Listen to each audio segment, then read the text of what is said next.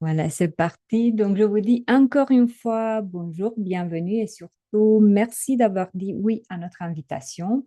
Au cas où vous ne nous connaissez pas, qui sommes-nous? Nous sommes persologues. Je vais reprendre le partage d'écran. Donc, persologue, maison d'édition. Académie et conseil à la fois. Et notre mission, c'est de vous soutenir, vous, les pros de l'accompagnement, que ce soit formateur, coach, RH, conseiller et pas que, pour offrir aux personnes que vous accompagnez le meilleur accompagnement possible. Et notre manière de le faire, c'est en mettant à la disposition quatre modèles clés en main, le modèle dispersologue, le modèle de résilience personnelle et d'équipe, le modèle de stress et le modèle de gestion de temps. Quand je dis modèle, nous parlons en fait d'un mélange de outils et méthodologies qui sont transférés à travers des formations certifiantes qui vont vous donner le savoir-faire et le droit d'utilisation de tout ce que nous proposons. Je suis Catalina, la représentante persologue ici en France, formatrice et coach à mon tour. J'utilise ces outils, donc si nous parlons de l'outil DISC, cela fait plus de 15 ans. Le modèle de résilience depuis qu'il a été inventé lui aussi. Et je forme également à cette méthode. Donc, le fait d'avoir de beaux résultats dans mes pratiques, ça me donne l'enthousiasme de transférer d'autant plus vers les autres. Si vous entendez un petit accent et que vous vous demandez d'où ça vient de Roumanie. J'ai essayé de le laisser à la maison, il n'a pas voulu, je l'ai amené avec moi. Donc, si jamais je ne suis pas claire dans mes propos, n'hésitez pas de m'interrompre et de me corriger. Pour la petite heure qu'on a ensemble, donc juste pour cadrer les choses, ça ne va pas être une formation à proprement dit. Le but, c'est plutôt d'atelier découverte, donc de vous faire découvrir ce que le modèle propose concrètement pour que vous puissiez juger pour vous-même comment ça pourrait enrichir vos activités. Et en même temps, je vous propose aussi une petite pause dans votre quotidien de pause pour regarder les choses un peu différemment, pour prendre un tout petit peu de recul et pourquoi pas peut-être s'enrichir aussi au niveau personnel de quelques aspects. Donc, il n'y aura pas de session spéciale de questions et de réponses à la fin. Donc, faites toutes les questions venir vraiment au fil de l'eau et aidez-moi à faire cette expérience plutôt interactive, hein. L'idée n'est pas de vous offrir de descendre. Donc voilà, c'est parti et c'est parti avec une question déjà pour vous. Puisque le sujet, c'est la résilience aujourd'hui. Qu'est-ce que la résilience pour vous? Comment vous la définir? Vous pourriez-vous la définir? Il n'y a pas de bon ou de mauvaise réponse, c'est juste quelle est pour vous la Alors, moi, résilience? je vais vous dire, moi, comment je le définis. C'est la capacité à créer du renouveau à Ok, partir d'expériences qui ont été compliquées, voire dramatiques. ok. J'aime bien la définition de Valérie. Euh, Concrètement, si je donnais réellement un exemple, ce serait, j'ai eu un accident de voiture qui fait que je perds l'usage de mes jambes. Mhm. J'ai deux choix. Me dire que ma vie est finie ou me dire, avec ce nouvel élément, Oui. qu'est-ce que je fais différemment ou pas d'ailleurs.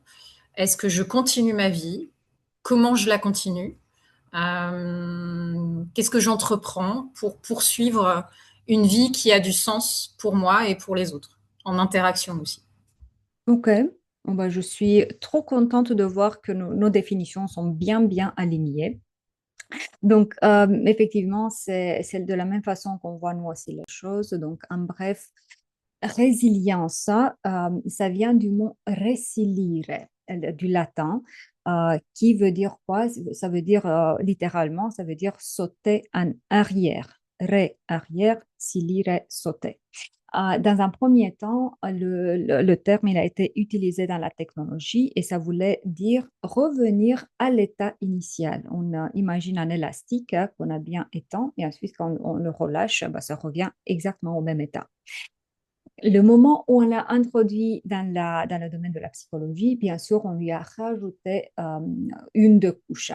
Et ce n'est pas uniquement l'idée de revenir en arrière, parce que parfois, on ne peut pas revenir à ce qu'il y avait avant. Et là, merci Peggy pour votre exemple, les jambes, elles ne seront jamais les mêmes.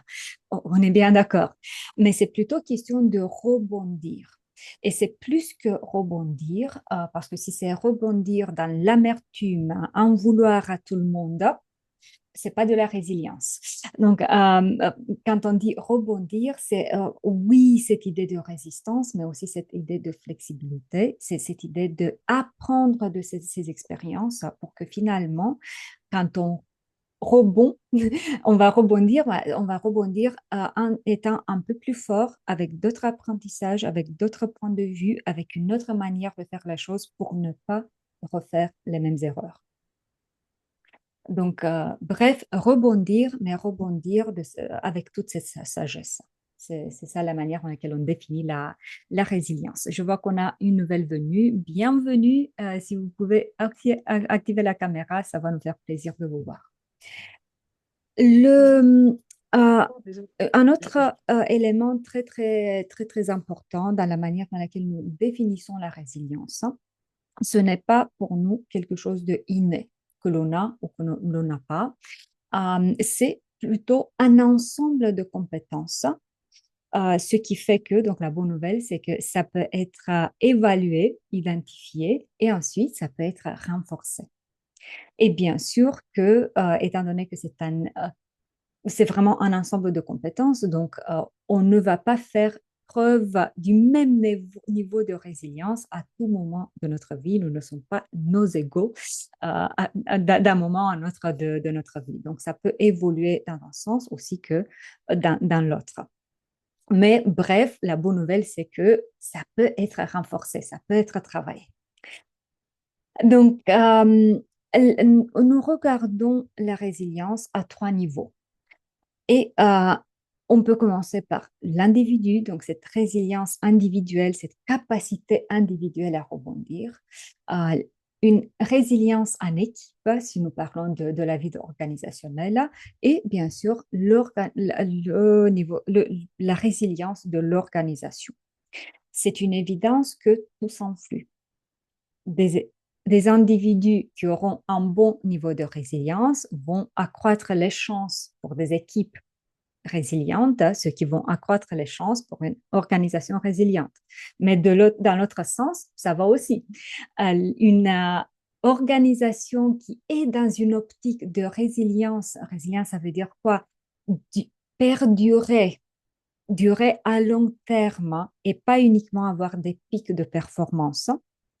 Alors, si on est dans cette optique-là, on va créer l'environnement pour avoir des équipes résilientes, ce qui va renforcer d'autant plus le niveau de résilience de chaque individu.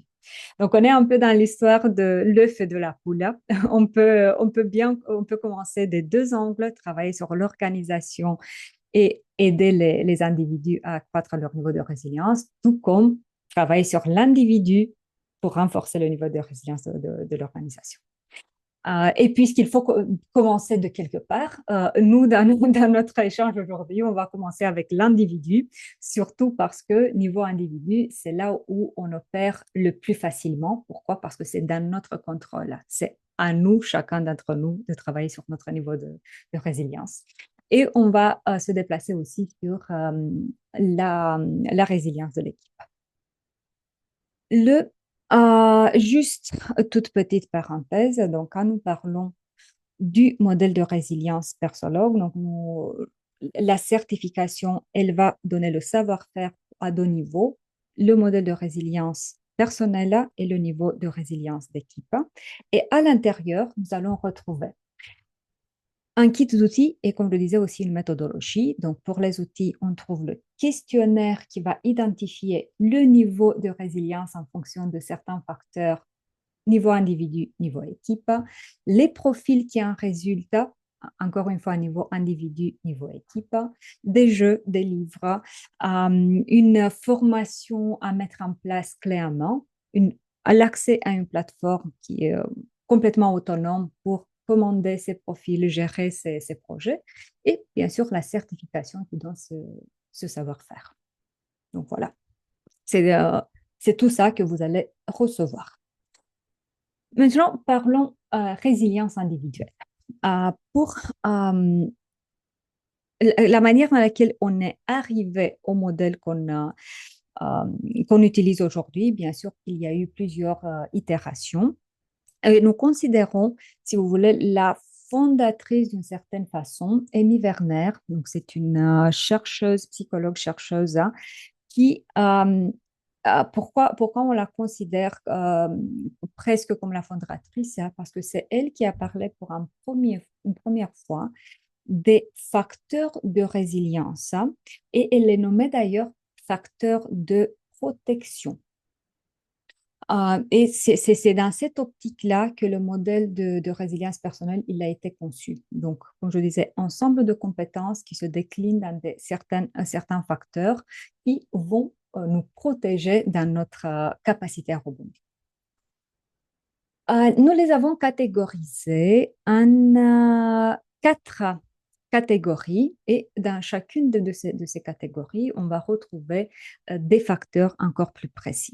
Et nous parlons de la catégorie accepter, cette capacité à accepter la réalité telle qu'elle est et pour pouvoir agir en fait avec lucidité.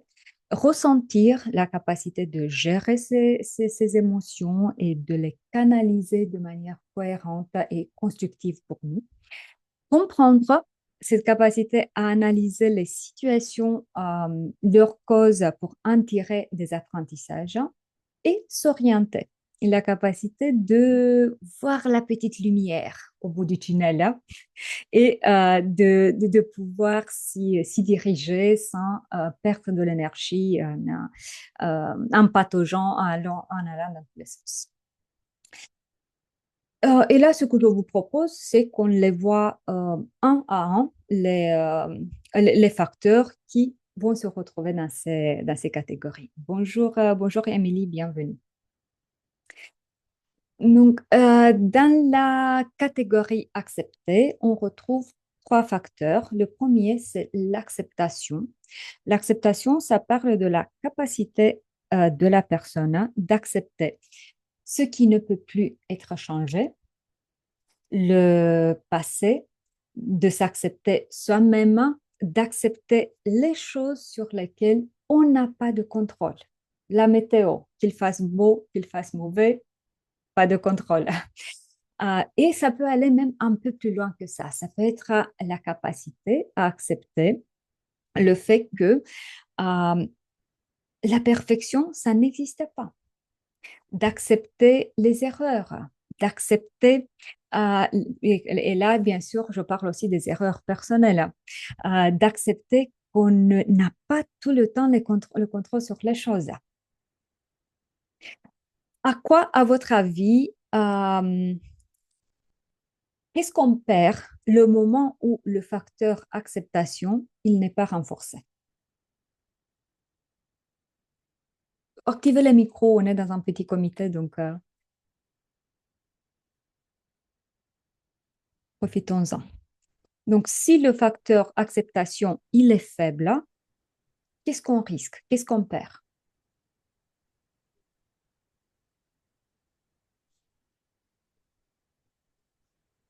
On est toujours en lutte. Donc il y a toujours un regard vers le passé qu'on aurait voulu changer en fait. Voilà.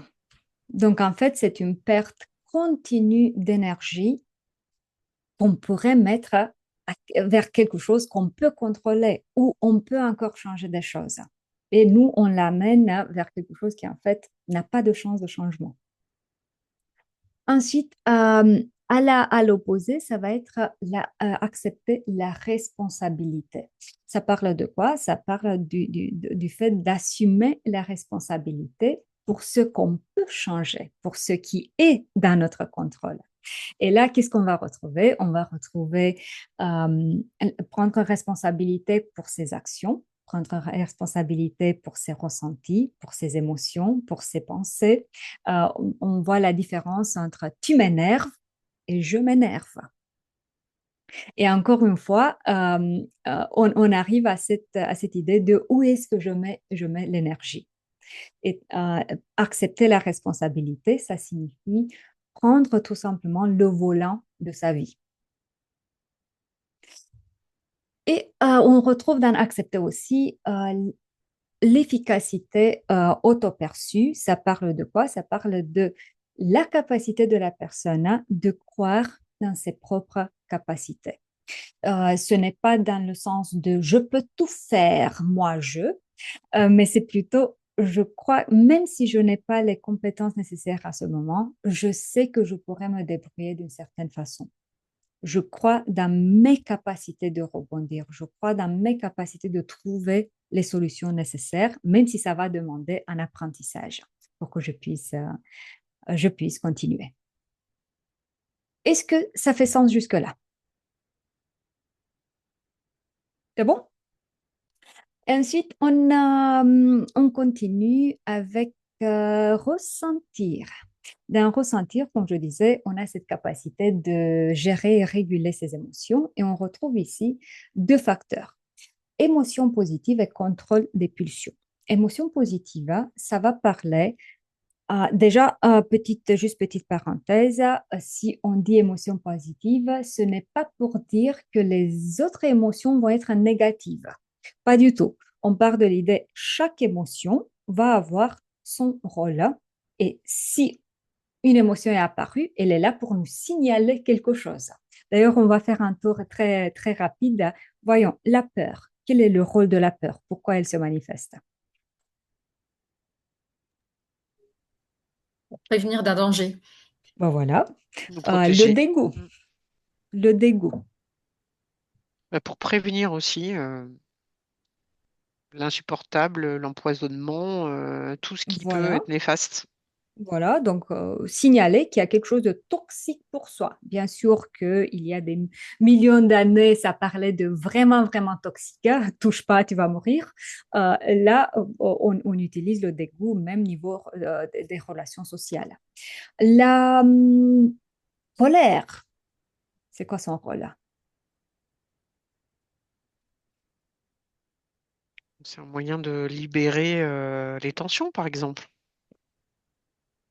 Oui, mais quand elle se manifeste, elle nous dit quoi? Elle nous signale que dans sa perception, on n'est pas dans l'absolu bien sûr, dans sa perception, il y a une injustice par rapport à quelque chose. Et je ne sais pas si vous avez remarqué, mais le moment où on se met en colère, on devient un peu plus grande tout d'un coup. Pourquoi? Parce que la colère, ça dégage cette adrénaline, cette force pour lutter contre cette injustice perçue. Donc, bref, de la tristesse qui va s'installer, qui va apparaître pour signaler qu'on est en train ou qu'on vient de perdre quelque chose ou quelqu'un d'important pour nous. Et elle va être nécessaire pour qu'on puisse commencer le processus de deuil. Donc voilà, toute cette petite parenthèse pour dire que bien sûr que chaque émotion, elle a son rôle. Et le facteur émotion positive, ça parle tout simplement de la capacité de la personne de vivre l'émotion, de comprendre pourquoi elle est apparue, mais de ne pas rester bloqué dans la tristesse, dans la colère, dans l'amertume, dans la frustration, dans la peur, dans le dégoût, etc. Pourquoi? Parce que le moment où on reste bloqué, bah, rebondir, ça ne peut pas se passer si on reste bloqué dans une émotion euh, qui ne nous permet pas d'avancer. Donc, émotion positive, c'est par rapport aux émotions qui nous bloquent si on y reste trop longtemps. Et ensuite, on parle aussi ici du facteur contrôle des pulsions. Et là, ça va parler de la capacité de la personne de réfléchir au moins un tout petit peu avant d'agir. Et là, on peut inclure les réactions que l'on regrette, le moment où on a crié dessus, par rapport à un collaborateur, par rapport à un fonctionnaire qui n'a pas fait les démarches avec la vitesse qu'on aurait voulu. Mais ça peut parler aussi des prises de décision très hâtives. On est entre dames, donc on peut admettre qu'on a au moins une fois dans la vie acheté une paire de chaussures dont on n'avait pas besoin. Euh, Tout simplement parce que, voilà, et là, on retrouve plein de raisons qu'on peut inventer, mais l'idée, c'est que on peut être dans des achats impulsifs, on peut être dans des décisions qui, en fait, ne sont pas vraiment bénéfiques pour nous. Et le contrôle de pulsion, ça parle de ça, de bien comprendre l'émotion, de bien comprendre le besoin derrière l'émotion pour pouvoir agir d'une manière qui est bénéfique pour nous et qui ne produit pas des regrets après. Est-ce que c'est bon? On avance vers comprendre. En comprendre, on trouve deux facteurs, l'empathie et l'analyse des causes. À votre avis, pourquoi l'empathie, elle fait partie de comprendre et pas de ressentir?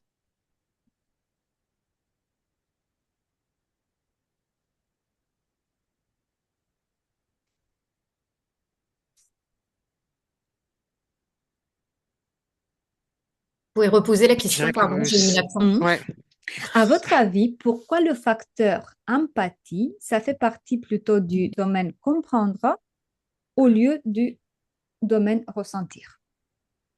moi je dirais que ça peut être des ressentis, mais il y a quelque chose de rationnel et de compétence à développer pour développer de l'empathie,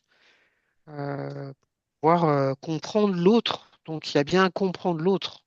C'est comprendre l'autre. Merci beaucoup. Donc, on est niveau cognitif, hein. Ce n'est pas la sympathie, ce n'est pas ressentir ce que l'autre ressent, mais comprendre le mode de fonctionnement de l'autre. Qu'on aime ou qu'on n'aime pas, on a le droit, mais comprendre son mode de fonctionnement, lui valider la légitimité de se comporter différemment, même si, voilà, on a l'impression que notre manière de faire, elle est beaucoup meilleure et de comprendre ses ressentis, de comprendre comment elle fonctionne et elle ressent les choses.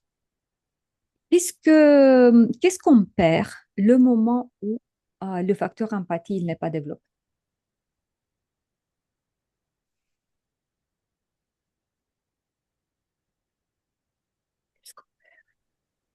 J'ai pas compris la question, excusez-moi. Si ce facteur empathie, il n'est pas renforcé, il n'est pas développé, qu'est-ce qu'on perd? Qu'est-ce qu'on risque?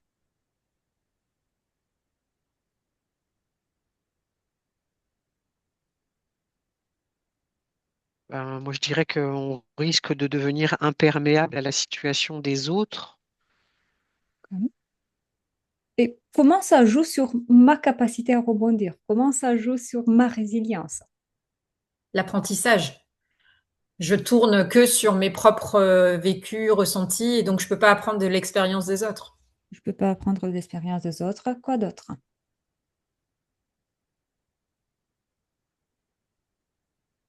Il n'y a pas de remise Peut-être en cause. ouais, y Il n'y a compris pas de... comprendre ce qui se passe chez moi, finalement. Me comprendre aussi. Comprendre Ok, les autres et se donc ça comprendre. risque...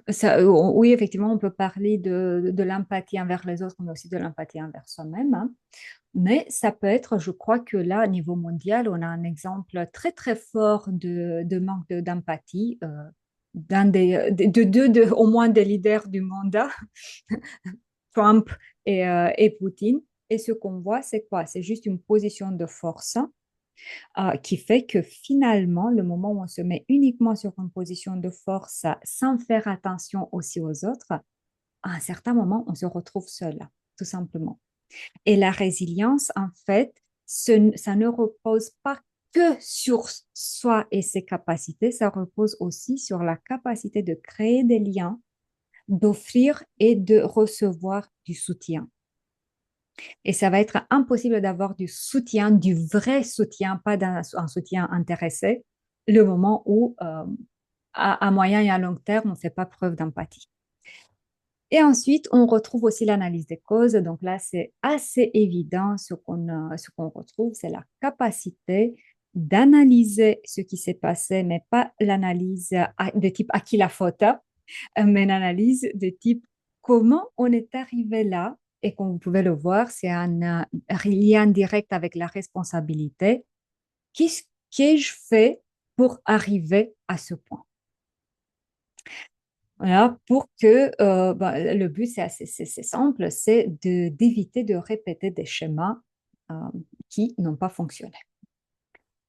Et pas en dernier lieu, on arrive à la catégorie s'orienter. Donc, dans la catégorie s'orienter, là, vous pouvez imaginer tout simplement un phare. Donc, c'est la petite lumière qui fait que on réussit à voir une direction pour pouvoir s'orienter. Et à l'intérieur, on retrouve optimisme réaliste. Donc, l'optimisme réaliste, c'est la capacité à croire que d'une façon ou d'une autre, les choses vont bien tourner. Ok. Donc, mais réaliste quand même. Donc, si vous voulez, c'est la tête dans les nuages, mais pieds sur terre. Autrement dit, je vois, je comprends la situation, je vois, je comprends les risques, hein, et en même temps, je garde cette idée de on va se débrouiller. D'une façon ou d'une autre, ça va aller. On retrouve aussi la recherche des solutions. Donc, en anglais, je trouve que ça sonne un peu mieux. C'est solution oriented. Donc, si vous voulez, c'est la capacité d'être dans une optique de recherche de solutions. On a fait l'analyse sur ce qui s'est passé et là, on part vers je ne reste pas bloqué non plus dans l'analyse des causes, hein, mais je pars vers qu'est-ce qui est possible? Quand rien n'est possible, qu'est-ce qui est quand même possible? Et j'ai déjà évoqué un tout petit peu l'idée de support social, hein. Ça, c'est aussi dans l'orientation. Pourquoi? Parce qu'on peut s'imaginer complètement naufragé au milieu de la mer, noir, personne autour de nous. Euh, Retrouver quand même un peu de support social, hein, le moment où nous, personnellement, on est complètement démunis, ça peut en fait nous aider à rebondir. Et support social, ça parle de la capacité de la personne déjà de demander de l'aide, ce qui n'est pas facile pour tout le monde, hein. Surtout quand on a développé plutôt cette tendance à être dans le je dois être fort, forte, hein, je dois tenir bon, je ne dois jamais montrer mes vulnérabilités. Donc, déjà, demander de l'aide, croyez-moi, ça se travaille. Ensuite, c'est aussi la capacité à créer, à tisser un réseau et d'entretenir ce réseau de support social qui, bien sûr, va dans les deux sens. Donc, support social, ça ne signifie pas que je demande, mais aussi que j'offre. Voilà. C'est ça la manière dans laquelle nous voyons la résilience. Donc, c'est cet ensemble de facteurs, de 10 facteurs qu'on mesure à travers un questionnaire. Donc, le questionnaire ressemble à ça. D'ailleurs, petite précision, si vous voulez tester les questionnaires, il est tout à fait possible. Vous allez recevoir un petit message par mail et aussi un autre par chat. Donc, ça suffit de prendre un petit entretien avec moi et je vais vous faire part d'un lien du questionnaire pour le tester. Donc, ça commence avec un questionnaire et ensuite, on voit le résultat à travers des profils, hein, et à l'intérieur du profil, on va voir les niveaux des différents facteurs de ces deux manières. Donc, côté droit, c'est un mode histogramme, hein, donc avec ces barres de faible, moyen, fort. Et je trouve que c'est encore plus parlant, cette manière de voir les choses plutôt niveau roue. Pourquoi, à mon sens, c'est plus parlant?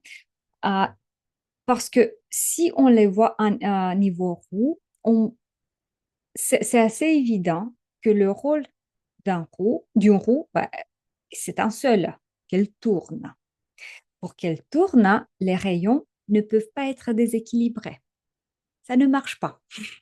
Et cette manière de voir les niveaux des différents facteurs, ça me permet de voir pas uniquement quel est le mieux renforcé, quel est le moins renforcé, mais quel est aussi l'équilibre ou le déséquilibre entre les différents facteurs. Et là, je vais vous poser une question. Euh, Qu'est-ce que ça peut générer chez une personne, hein, si par exemple, elle a le facteur efficacité auto-perçue très fort, donc je crois à mes capacités, le facteur support social très faible.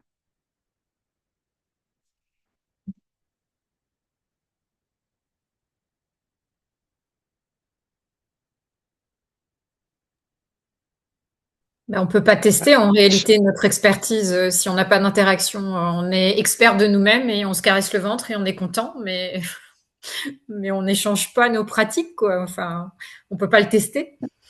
Ça peut être ça, oui. Ça ne permettra peut-être pas, en tout cas, de favoriser la résilience d'une équipe, par exemple, puisqu'il y aura une contradiction entre un potentiel perçu personnel élevé et à la fois pas forcément lié aux autres.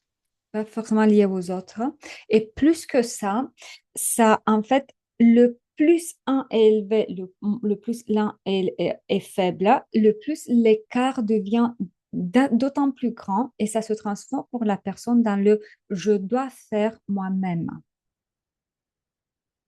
Ouais, donc, ce qui fait que à un certain moment, à force de vouloir tout faire seul et de prouver que l'on est capable, hein, finalement, on s'épuise de manière absolument inutile, hein, parce qu'on voit l'idée de demander de l'aide comme une faiblesse, au lieu de le voir comme une puissance collective. Je donne et je reçois, et c'est OK.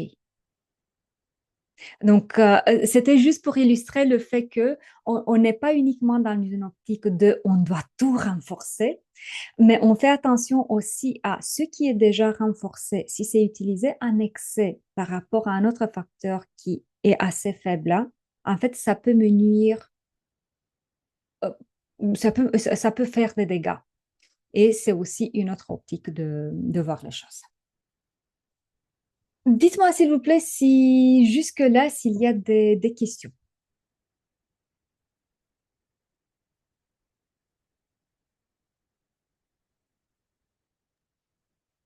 Pas a priori.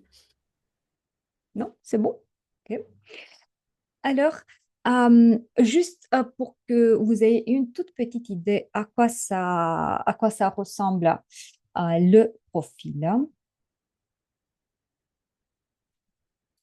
Vous voyez toujours mon écran, c'est bon? Donc, à l'intérieur, on va retrouver, comme je disais, les deux manières de voir, les deux diagrammes, hein, donc un roue et un histogramme. Et à l'intérieur, on va retrouver les 10 facteurs et leur niveau avec une toute petite explication. Et ensuite, chaque facteur en soi, il va être développé, donc en termes de qu'est-ce que je retrouve s'il est, qu'il soit faible, moyen, élevé, quels sont les comportements visibles le moment où il n'est pas suffisamment renforcé pour que la personne prenne conscience de qu'est-ce qui pose problème chez elle en particulier. Et ensuite, des stratégies, donc tout est réfléchi de manière très, très pratique et pragmatique.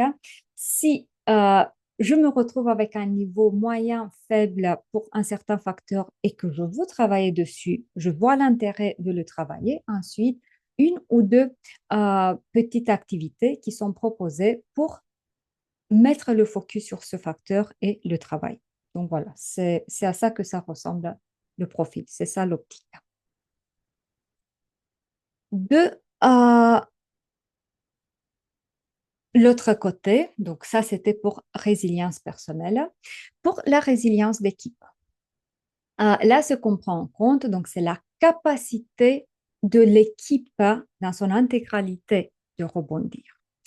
Et là, on pourrait dire que si on a une équipe formée de 10 personnes et que les 10 personnes ont un bon niveau de résilience, ça génère automatiquement une équipe résiliente. La réalité, c'est que non, parce que c'est similaire à mettre 10 excellents musiciens ensemble et d'attendre d'avoir une belle musique. Non, ça suffit pas. Donc, c'est une équipe, ce n'est pas juste un ensemble d'individus. L'équipe, ça va être encore un peu plus. Donc, raison pour laquelle on va travailler la résilience niveau individu, mais également niveau équipe. Et dans l'équipe, on a identifié, bien sûr, sans que ce soit de manière exhaustive, hein, mais on a identifié 5 facteurs qu'on a trouvés les plus importants à travers les études, hein, pour avoir des équipes résilientes. Et on retrouve le sens. Est-ce que chaque personne voit le sens des actions communes et est-ce que chaque personne voit le sens de ses actions, de ses contributions au sein de l'équipe? La sécurité psychologique, hein, est-ce que je me sens suffisamment en sécurité pour me délivrer avec mes bonnes choses, mais aussi avec mes bobos? Donc, autrement dit, est-ce que je trouve qu'on a une culture de l'erreur dans l'entreprise? Est-ce que je crois pouvoir essayer des choses, faire des choses, dire des choses sans avoir le ressenti de ça risque d'être utilisé contre moi? Ensuite, on a la clarté et la structure qui parlent bien sûr d'un ensemble de choses. Clarté dans les process, procédures, clarté dans la communication, clarté dans les relations, dans les rôles. Donc, c'est un ensemble de choses. La confiance de l'équipe en elle-même, donc c'est au niveau macro ce qu'on a eu dans les facteurs de résilience, l'efficacité auto-perçue, la confiance de la personne en elle-même. Là, on parle de la confiance de l'équipe en elle-même. C'est au-delà de moi, je crois que je peux me débrouiller, mais je crois que nous, en tant qu'équipe, on peut faire face à ce changement, à cette réorganisation, etc. L'orientation vers l'action et la recherche de solutions de l'équipe. Autrement dit, niveau équipe, on comprend que il s'agit d'apprendre de ce qui nous arrive et de ne pas être dans le à qui la faute. Et la capacité d'apprentissage de l'équipe. Est-ce qu'on est capable d'essayer des choses, d'apprendre de ce qu'on a fait et de refaire d'une autre manière, d'entretenir ce qui a fonctionné, de trouver des solutions, je reviens à la recherche de solutions, pour euh, mettre en place des nouveaux schémas. Donc voilà, le profil en soi. Donc là, comment ça se passe concrètement? Chaque membre de l'équipe va compléter le questionnaire, le questionnaire, et on obtiendra un profil individuel qui va montrer la vue de la personne sur le niveau de résilience d'équipe. Donc ça va être le premier pas et ça va ressembler. Voilà, c'est ça le plus important. Je voulais augmenter un tout petit peu. Voilà. Donc, on aura les 6 facteurs et ensuite le niveau perçu de résilience par rapport à chacun de ces facteurs pour la personne. Et bien sûr, ça va permettre déjà de voir une chose que je trouve assez importante, c'est pour chacun des facteurs, on va les avoir ordonnés dans le vert fort, jaune moyen et rouge pour voir quels sont les aspects, parce que jamais ça ne va être complètement zéro. Et donc, quels sont les aspects que je trouve qu'on a quand même renforcés par rapport à ce facteur et quels sont les aspects qui manquent. Et deuxième étape, ça va être de faire un rapport de résilience d'équipe pour voir les vues mélangées, parce que c'est ça ce qui nous intéresse, c'est de mettre tous les avis ensemble. OK? Et ça va ressembler à ça. Donc, ça va me permettre de voir les écarts dans les opinions et d'avoir un point de départ dans la discussion avec les membres de l'équipe.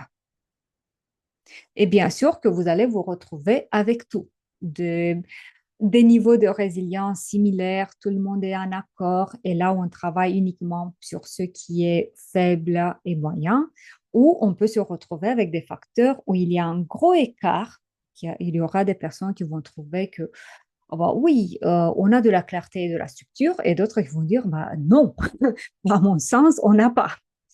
Et ça va être un point très important de départ dans la discussion parce qu'on obtient la clarté, on explore les différents points de vue et ensuite, c'est juste question de voir qu'est-ce qu'on fait avec ces informations. Voilà, quelques petites informations sur notre approche des questions.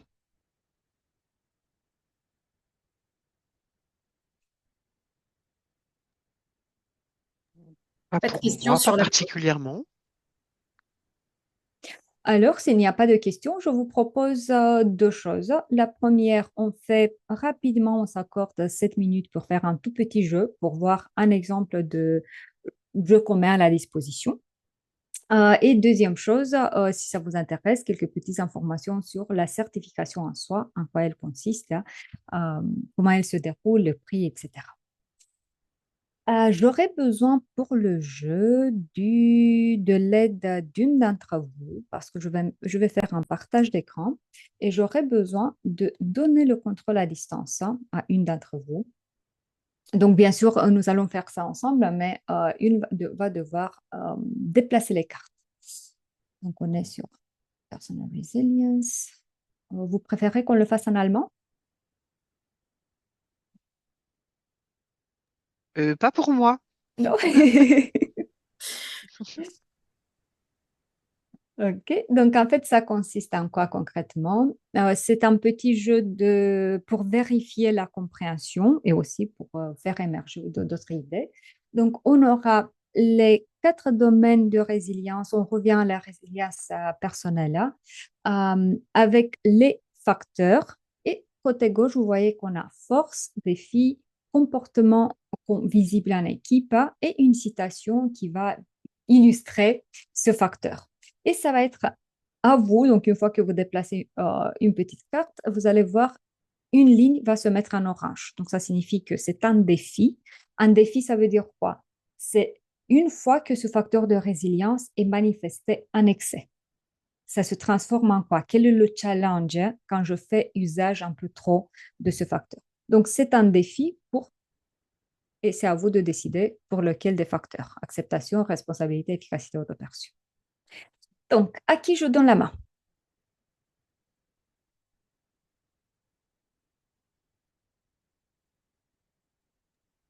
N'importe. Peggy, vous voulez y aller? Non? Non, ça n'a pas l'air, hein. Bon, bah, alors, Valérie, je crois qu'on a la réponse à la personne, à la Ouais, je question, donc crois, hein. ça va être à vous. Moi, je ne touche plus. Donc, on s'accorde 7 minutes, mais Peggy Ça voulait veut aider quand dire, même. évidemment, je pense qu'on le fait à deux. Peggy, on se concerte, Oui, oui, oui, oui. j'imagine. Enfin, je Je suis pas suis sûre d'avoir tout soutien, compris en plus, donc je suis soutien je, de réflexion. Bon. je suis, je suis sur deux missions en même temps. Alors, peut-être trop convaincu de lui-même, et donc l'idée, c'est que moi, j'arrive à prendre ça, cette carte, maintenant? Oui, oui, oui. Ah oui, ok. Je l'ai pas emmené là où je voulais, hein, pour le moment. Ah, ok, c'est une question de manipulation, là, hein, parce que est-ce qu'elle me suit ou est-ce qu'il faut que je reste cliquer dessus? Parce que pour l'instant, je ne sais pas trop comment elle fonctionne, hein. Bah, si vous restez tout simplement cliqué dessus, elle reste suspendue en Bah air. oui, mais non, Sinon, justement pas. pour simplifier les choses, ce que l'on peut faire, c'est que je Ok. déplace pour vous, mais vous me dites où mettre la Bah carte. oui, Et parce comme que ça, on simplifie. OK, elle suit pas la carte ne suit pas OK. je suis pas au même endroit Alors, que la carte. alors Je sais pas si c'est lâchez-la, une s'il vous question plaît. de qualité Peut-être de c'est, réseau. je Voilà, crois que ça doit être à ça. Donc, je vais reprendre je l'ai la lâché. main. OK. Arrêtez. Parce Donc, que peut c'est pas être trop coordonné convaincu entre de ma souris et la lui-même. carte. Où est-ce que je la dépose? Peut-être trop convaincu de lui-même. Peut-être trop convaincu de lui-même. Alors, efficacité auto-perçue et Voilà, donc quand trop, on a confiance en soi, mais on a tellement confiance peut-être en trop. soi qu'en fait, voilà, je me lance sans réfléchir même. Assume la responsabilité de ses actes et de ceux de l'équipe. Eh ben, l'histoire de la responsabilité est en équipe. Voilà. Mm. Il y a Ouais, des c'est ça. jours où il ne faut pas seulement voir, mais où il faut fermer les yeux. Alors, bah, c'est Ben, c'est une l'histoire de citation, l'acceptation. mais l'acceptation, Ouais, oui. c'est une citation.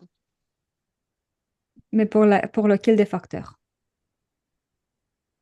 Ah, l'acceptation, non? L'acceptation, oui. Acceptation. OK. Ouais. Considère parfois trop vite les situations comme figées.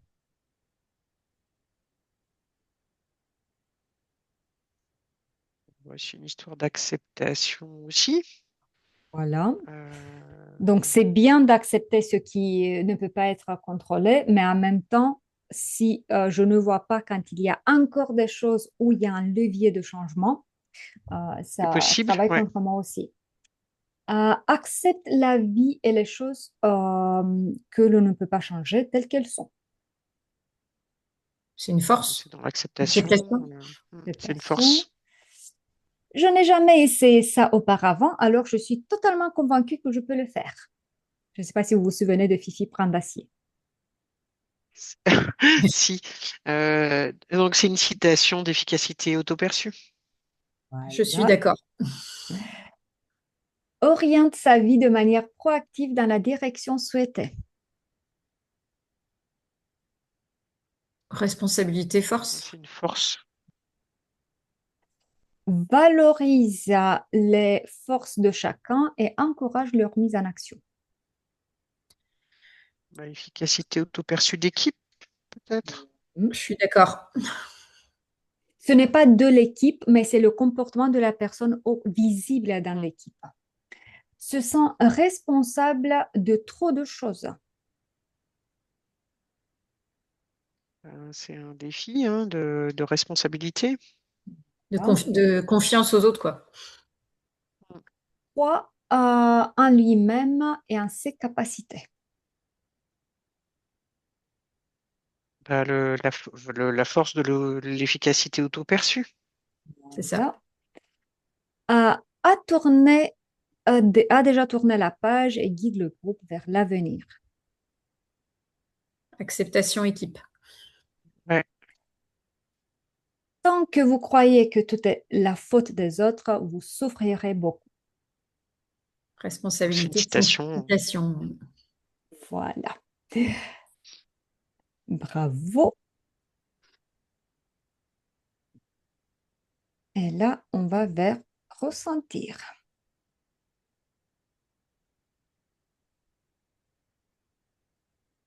On doit attendre que toutes les cartes soient prêtes. Garde la tête froide, même dans les situations difficiles. Une force de contrôle de pulsion. Non, peut-être pas. Garde la tête froide. Ouais. Oriente consciemment ses émotions dans une direction positive. C'est une force. D'émotion positive, non?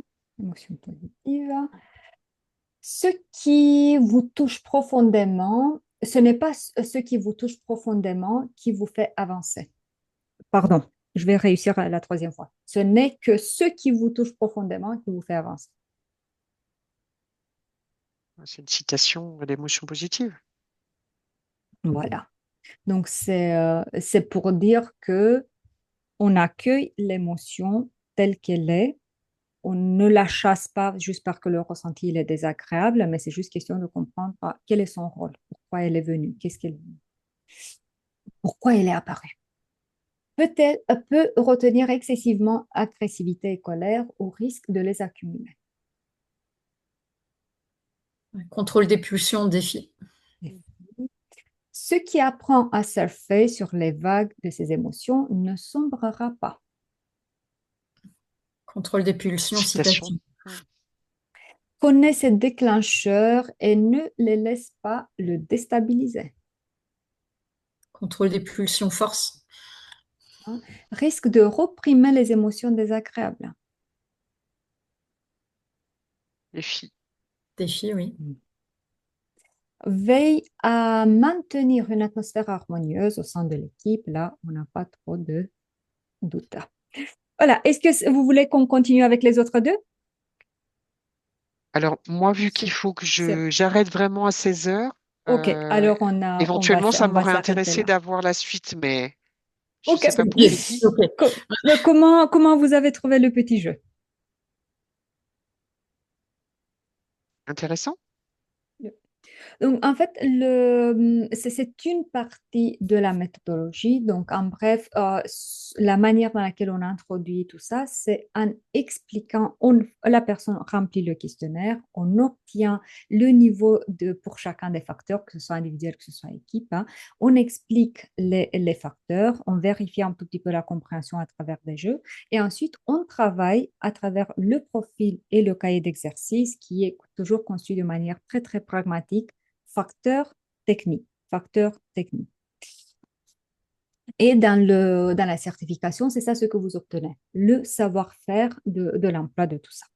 Donc, pour la certification en soi, déjà, première chose, elle est séquencée, elle est organisée de manière séquencée. Donc, c'est des sessions hebdomadaires de 4 heures, ce qui vous permet l'intégration en douceur de l'information.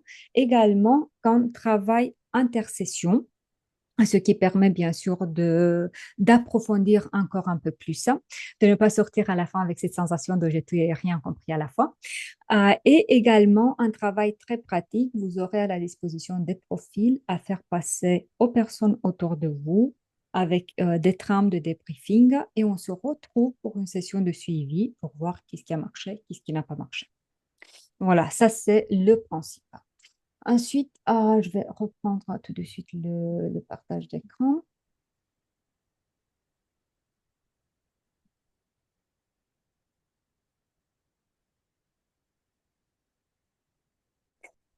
Donc, il y a deux formules. Il y a la formule liée uniquement au modèle de résilience personnelle. Et dans ce cas-là, le coût de la certification, c'est 1 490 euros. Et le format complet avec résilience d'équipe inclus, 1750 50 euros. Bien sûr, éligible au financement OPCO. La prochaine session, donc là, on vient juste de finir avec un groupe. La prochaine session, ça va être en fin d'année, donc novembre-décembre, pour finir juste avant que Père Noël arrive. Le, le but, donc ce que ça vous permet concrètement, c'était pas dans le bon sens. En fait, ça vous permet d'avoir un modèle très, très structuré et structurant à la fois et également validé scientifiquement. Donc, ça vous permet d'avoir cet outil pédagogique et introspectif, hein. On ne donne pas des solutions miracles, des solutions voilà, inattendues, mais c'est vraiment un espace d'introspection pour permettre à la personne de prendre de recul là et de décider sur les aspects sur lesquels elle veut travailler. Ça enrichit, comme je disais, niveau individu, niveau équipe. Quand est-ce qu'on les utilise? On les utilise vraiment à tout moment en but de prévention parce que la résilience, ça ne se travaille pas en crise. Ça se travaille avant pour être préparé. Et là, je crois qu'on a sur quoi se préparer. C'est avec tous les changements que l'on subit. Donc, c'est une évidence que c'est un aspect de plus en plus important. Ou ça se travaille après une crise pour pouvoir tirer les apprentissages et préparer l'individu et l'équipe pour ce qui va suivre. Et c'est très, très adapté le moment où l'organisation anticipe des moments de changement vraiment profonds. Le, Comment vous pouvez en bénéficier? Bah, c'est évident. Donc, ça peut être ou à titre personnel si vous voulez vous faire accompagner ou en tant qu'accompagnateur. Donc, dans ce cas-là, c'est le parcours de certification, ce qui va vous donner concrètement le savoir-faire et le droit d'utilisation pour la suite. Des questions? Oui, vous avez parlé de finançable par les OPCO. Est-ce que c'est Est-ce que c'est éligible au CPF, par exemple? Nous avons une possibilité pour enclencher les fonds CPF aussi. Donc, nous pouvons en parler en privé. Ok, merci. Et est-ce que le fait d'avoir la certification, est-ce qu'il y a une notion de réabonnement ou de royalty ou Ouais. d'usage, enfin Non, voilà. la licence, elle est valable à vie à condition que vous respectiez les conditions d'usage, donc respecter les conditions de copyright, utiliser minimum un profil par an. C'est vraiment dans une optique de rester connecté avec le modèle, hein, pour ne pas oublier. Donc non, c'est valable à vie, pas de recertification. Nous proposons de manière régulière des petits ateliers pour tenir vif le savoir-faire pour des échanges de pratiques et tout ça, c'est complètement gratuit. Voilà. Et l'achat, par contre, des profils, ça se fait à l'unité. Donc, mais il n'y a pas d'abonnement, c'est uniquement en fonction de vos besoins. Vous avez besoin d'un profil, vous achetez un profil, vous avez besoin de 200 profils, vous achetez 200 profils. Et le coût du profil, donc ça varie parce qu'il y a aussi les versions simplifiées. Donc, c'est entre à peu près 25 euros et 35 euros. Sachant que le prix recommandé de vente, c'est le prix d'achat multiplié par 2. Donc, ce qui fait qu'avec chaque usage, vous avez une marge de 50% qui peut faire que vous pouvez amortir le coût de la formation assez vite. D'autres questions? Non, pour moi, c'est bon. Je vais être obligée de vous laisser, par Ok. contre.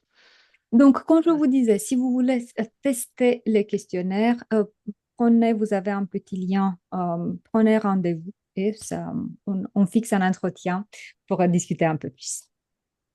Vous me dites un mot qui évoque pour vous l'expérience vécue aujourd'hui? Belle découverte et apprentissage.